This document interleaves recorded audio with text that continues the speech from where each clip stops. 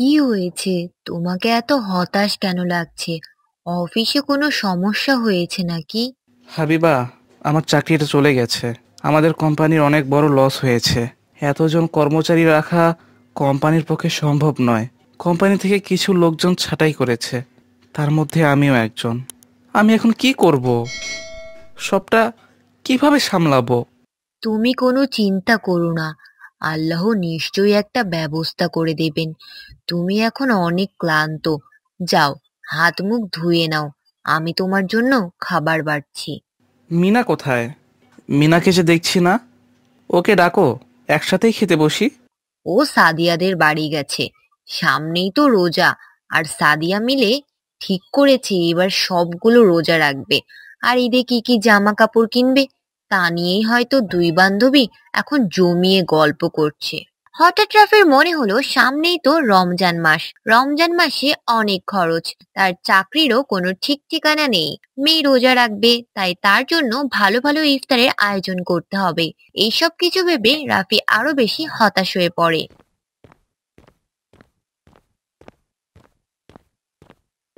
বাবা, এবার কিন্তু আমি সবগুলো রোজা রাখবো। তুমি আমাকে প্রতিদিন সেহরিতে ডেকে দিবা, আর আমার জন্য মজার মজার ইফতার নিয়ে আসবা, আর ঈদে আমাকে সুন্দর সুন্দর জামা কিনে দিবা। মিনা, তুই এখন চুপ কর তো। তোর বাবা সবে মাত্র এসেছে, একটু বিশ্রাম নিতে দে, তারপর বলিস যা ইচ্ছে। ঘরে তো চাল ডাল কিছুই নেই, কাল থেকে রোজা। ভেবেছিলাম আজকে মেয়েটাকে কিছু ভালো মন্দ রেঁধে খাওয়াবো, কিন্তু তার হলো না। দুপুরবেলা সাদিয়া মিনাকে ডাকতে আসে তাদের বাড়িতে যাওয়ার জন্য। আসসালামু আলাইকুম আন্টি। আন্টি, মিনা কোথায়? আজকে মা মিনাকে আমাদের বাড়িতে দাওয়াত দিয়েছে মোরগ পোলাও খাওয়ার জন্য। কাল থেকে তো রোজা শুরু হয়ে যাবে, তাই মা আমাদের জন্য রান্না করেছে। মা মিনাকে নিয়ে যেতে বলেছে, আমি আরো একসাথে বসে মজা করে খাবো। মিনা সাদিয়ার সাথে তাদের বাড়িতে যায়। সাদিয়ার মা হরেক রকমের খাবার রান্না করেছে। খাবারগুলো দেখে মিনা খুব খুশি হয়। মিনা খাওয়া শুরু করে, কিন্তু তখনই তার মনে হয় মা তো আজকে তেমন কিছুই রান্না করেনি, শুধু ভাত আর আলু সিদ্ধ করেছে। বাবার চাকরি চলে যাওয়ার পর বাসায় কোনো ভালো রান্না হয় না। আমি বরং মা আর বাবার জন্য খাবার নিয়ে যাই। আমি এখানে খাবো না, বাড়িতে গিয়ে তিনজনে মিলে একসাথে খাবো। কি রে, কি এত ভাবছিস? ঠিক মতো খা, কাল থেকে তো আর খেতে পারবি না। একদম সন্ধ্যাবেলা মাগরিবের আজানের পর আজকে ভালো করে মন ভরে খেয়ে নে। সাদিয়ার মা মিনার বাবা মার জন্য খাবারগুলো একটি টিফিন বক্সে ভরে দেয়। মিনা এই দৃশ্য দেখে খুবই খুশি হয়, সে মনে মনে আল্লাহকে কৃতজ্ঞতা জানায়। ঘরে আনাজপাতি কিছুই নেই, সেহরিতে যে কি খাবো কিছুই বুঝতে পারছি না। আমার না খেলেও চলবে, কিন্তু তুমি আর মিনা কি খাবে? আমি খেয়েছি, আমার কোনো খিদে নেই। আমার কাছে কিছু টাকা আছে, আমি বরং এই টাকাটা দিয়ে তোমাদের জন্য কিছু খাবার কিনে আনি। আজ সেহরির সময় আমি ওষুধ খেয়ে নামাজ পড়ে ঘুমিয়ে পড়ব। এমনিতেই রাতের বেলায় খিদে লাগে না। এসব তুমি কি বলছো? তুমি সারাটা দিন না খেয়ে থাকবে? তুমি যদি সেহরিতে ঠিক মতো খাবার না খাও তাহলে রোজা কিভাবে রাখবে? মা দেখো, আমি তোমাদের জন্য কি এনেছি। চাচির হাতের মোরগ পোলাও, জর্দা, গরুর মাংস। চাচি তোমাদের জন্য খাবার পাঠিয়েছে। আর মা, আমি এখন বড় হয়েছি, আমি বুঝতে শিখেছি। আমি জানি বাবার চাকরিটা চলে যাওয়ার কারণে এখন আমাদের একটু অভাবে দিন কাটছে, কিন্তু দেখো, আল্লাহর রহমতে সব কিছু ঠিক হয়ে যাবে। আচ্ছা মা, আমি খেয়ে এসেছি, আমার পেট ভরা। সেহরির সময় আমরা এই খাবারগুলো দিয়ে সেহরি করব। সম্মানিত এলাকাবাসী, সিহারি খাওয়ার সময় হয়েছে, উঠুন, উঠে সিহারি খেয়ে নিন, উঠুন। মা, আমার সেহরি খাওয়া শেষ, ফজরের আজান দিয়ে দিয়েছে, আমি নামাজ পড়তে গেলাম।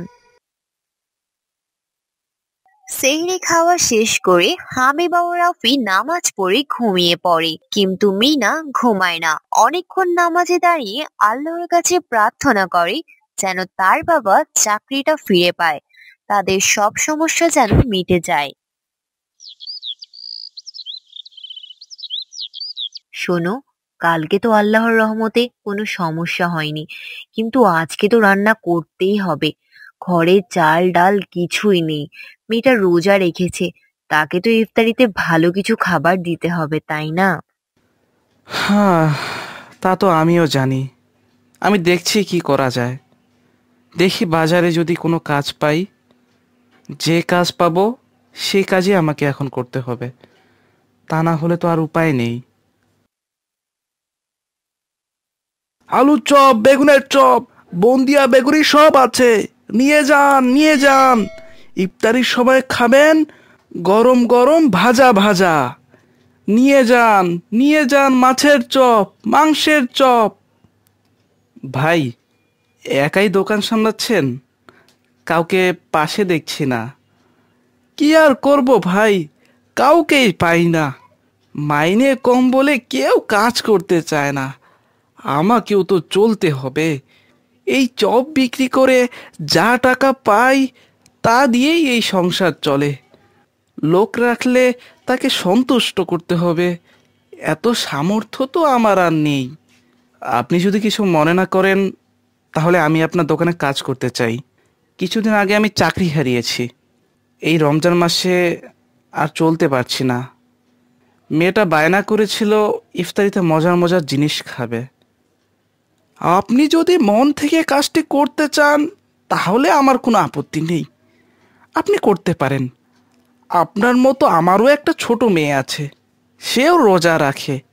আপনি প্রতিদিন আমার দোকান থেকে ইফতারি নিয়ে যাবেন বিনামূল্যে। আমাকে কোনো টাকা পয়সা দিতে হবে না। আপনি শুধু আমাকে একটু সাহায্য করবেন। আল্লাহর রহমতে আমার দোকানে ভালোই বেচা কেনা হয়। যা পাবো দুজনে ভাগ করে নেব। একটা নতুন কাজ পেয়ে রাফি আল্লাহ দরবারে শুকরিয়া আদায় করে।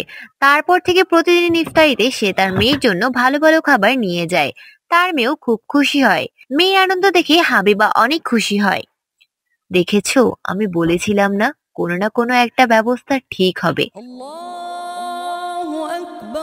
আজান দিচ্ছে, বিসমিল্লাহ বলে ইফতার খাওয়া শুরু করো সবাই।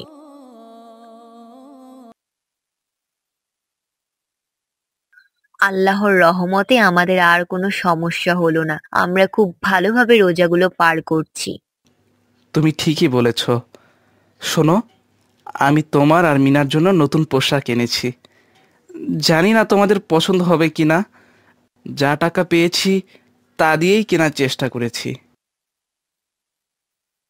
জামাটা আমার খুব পছন্দ হয়েছে। তোমাকে অনেক ধন্যবাদ বাবা। ঈদের দিন আমি আর সাদিয়া মিলে অনেক মজা করব।